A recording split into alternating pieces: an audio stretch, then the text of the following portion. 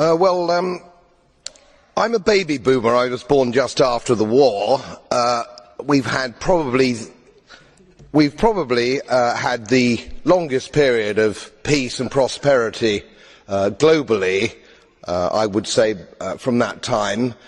I've put a little bit of modest money away so I can hand something down to my family when I pass on, largely because I've never spent more money than I've earned, and I've been prudent, and I've worked moderately hard.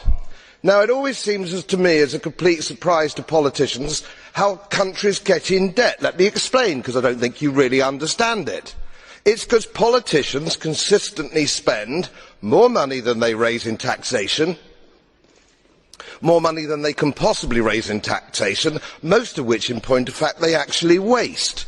The reason we're talking about countries which are broke, and they are broke, is because their ridiculous, ineffective, ignorant politicians consistently spend more money than they can raise, and then they borrow, and worse, they then print money, because politicians and their central banks have a machine which prints money. You do that as a private citizen, and it's a criminal offence. You would go to prison for doing that, and politicians and their central banks do it all the time.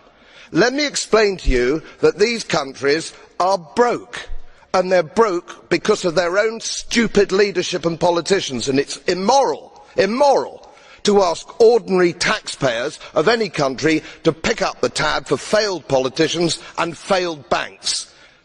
They are defaulted, they're broke. For God's sake, let's all of us admit it.